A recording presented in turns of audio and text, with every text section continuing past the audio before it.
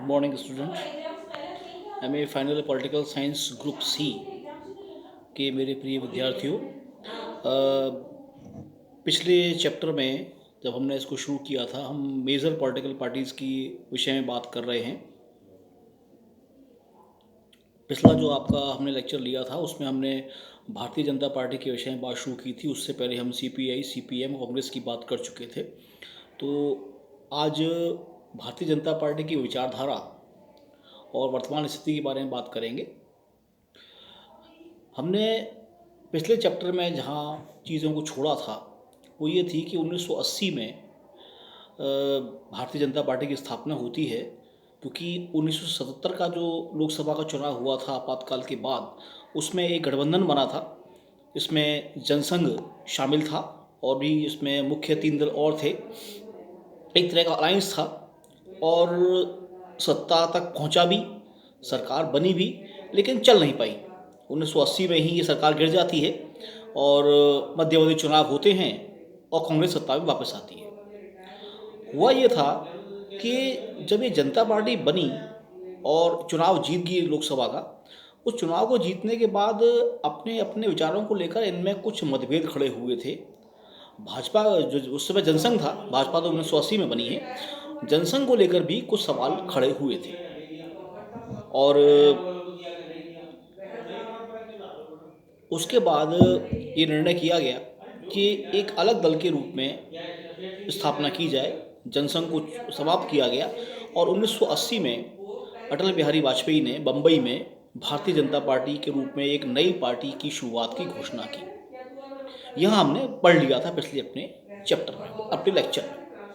अब इससे आगे बढ़ते हैं कि एक मध्यम मार्गीय पार्टी, देखिए, वैचारिक आधार पर या विचारधारा के आधार पर हम पॉलिटिकल पार्टीज़ को डिवाइड करते हैं 3 पार्ट में।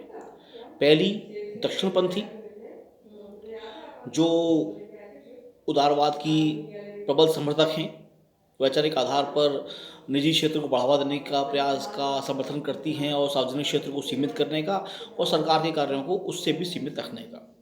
दूसरा, दक्षिणपंथी वामपंथी, समाजवाद की प्रबल समर्थक, जैसे हमारे यहाँ कम्युनिस्ट पार्टी हैं, मार्क्सिस्ट पार्टी हैं, जो अन्य दल हैं, वो जो कि समाजवाद का समर्थन करते हैं और इसके लिए आक्रामक नीतियों का विरोध नहीं करते, सपोर्ट करते हैं। तीसरा जो ग्रुप है जिसमें कि भारत की बहुत सी पार्टियां शामिल हैं, शुरुआत हम कांग्रेस से करते हैं, वो है मध्यम वर्गीय पार्टी की, जो कि दोनों ही विचारधाराओं की अच्छाइयों को आगे लेके चलना चाहती हैं। क्योंकि उनका मानना ये है कि भारत में ना तो खाली कृषक हैं, ना खाली मजदूर हैं, ना खाली एक वर्ग है। यहाँ उच्च, मध्य, निम्न तीनों वर्ग मौजूद हैं समाज के अंदर और हर वर्ग का एक बड़ा प्रतिनिधिमंडल मतदाता भी है। और लोकतंत्र में आप किसी को नाखुश नहीं कर सकते। ये लोकतंत्र का एक गुण है कि आप किसी एक वर्ग विशेष के हित में यदि नीतियां बनाते हैं तो दूसरे समूह के आपसे नाराज होने की संभावना बढ़ जाती है और इसका इम्पैक्ट इलेक्शंस में आता है। तो यहाँ पर जो चीज़ उभर कर सामने आई वो ये कि भारतीय जनता पार्टी ने एक मध्यम वर्गीय विचारधारा वाली पार्टी के रूप में आगे बढ़ने का निर्णय किया, जैसा कि कांग्रेस कर रही थी उनसे पहले। मूलतः शुरुआत के दौर में ये अपने आप को कांग्रेस के विकल्प के रूप में प्रस्तुत कर रहे थे।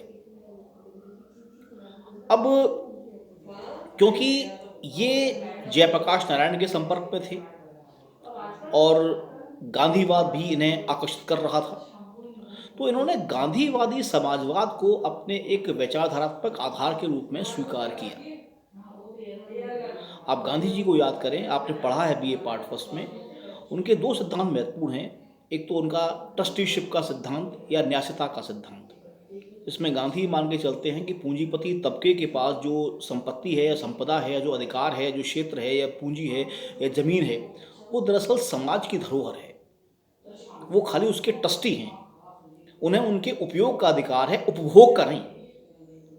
उपभोग समाज करेगा न्यायोचित माध्यम से, लेकिन उनको जो सुविधाएं, सहूलियतें और चीज़ चाहिए जो मिल रही हैं, वो बेसिकली समाज की धरोहर हैं और जिसको उनको समाज को ही समर्पित करना है।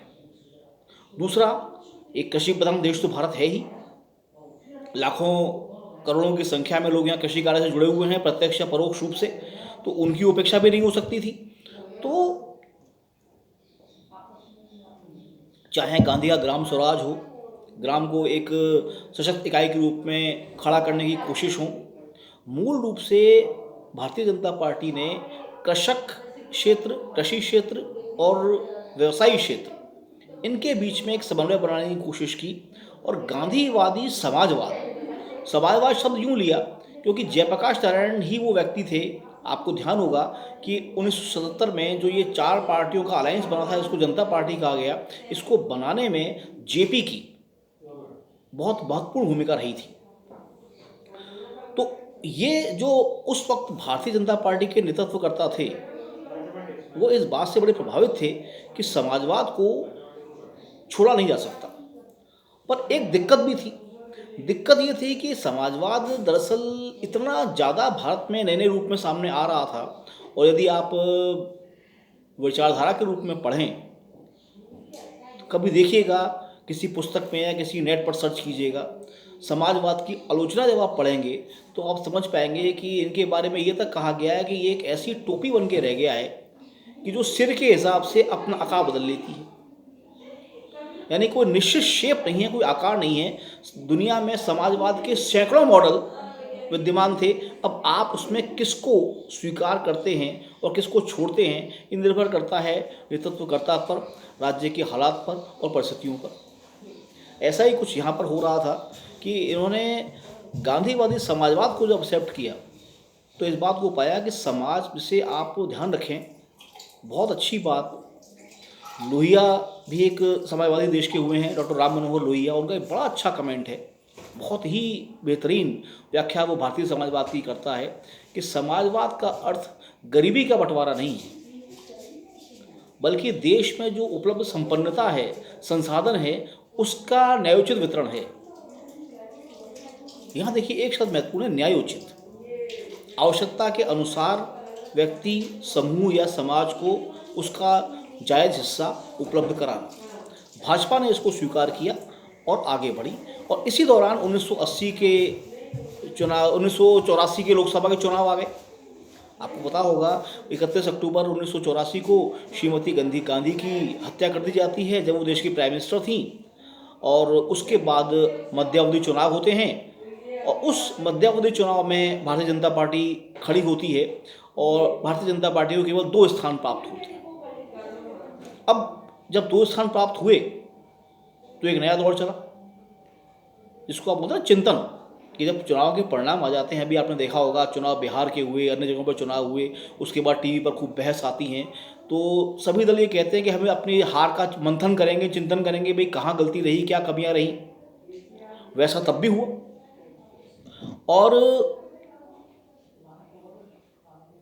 भाजपा की राष्ट्रीय कार्यकारिणी ने यह तय किया कि अब गांधीवादी समाजवाद के साथ साथ हम एकात्म मानवतावाद को भी अहमियत दी जाए।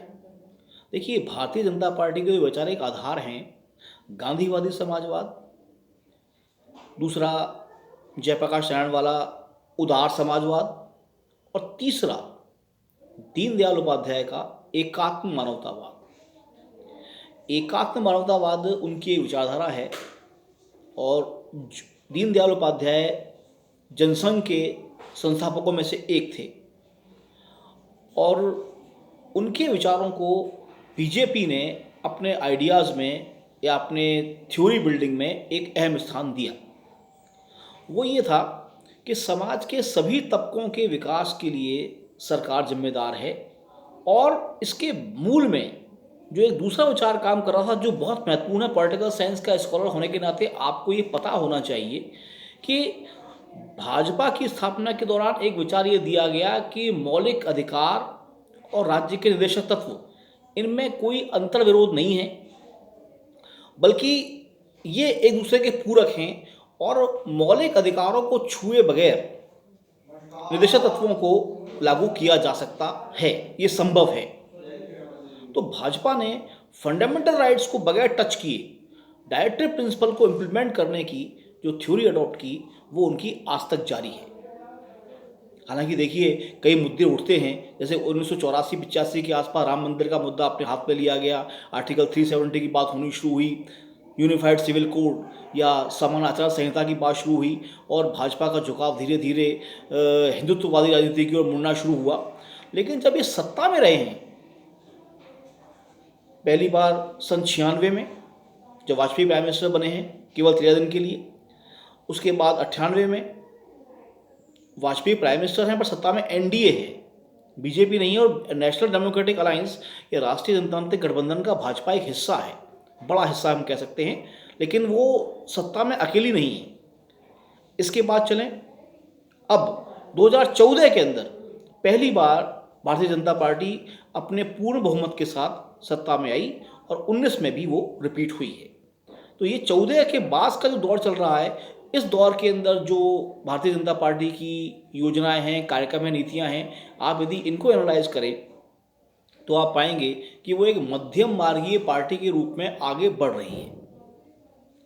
उनकी जो आक्रामकता थी या जो प्रचार के दौरान कई जगह वो बहुत ही ज़्यादा अफर्मेटिव दिखाई दिए, क्योंकि एक बड़ी पार्टी के भीतर भी आपको कई ध्रुव दिखाई देते हैं, परंपरावादी, मध्यम मार्गी और आधुनिक।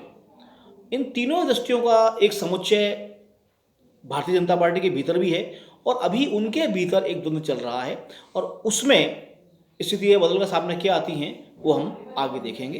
धन्यवाद।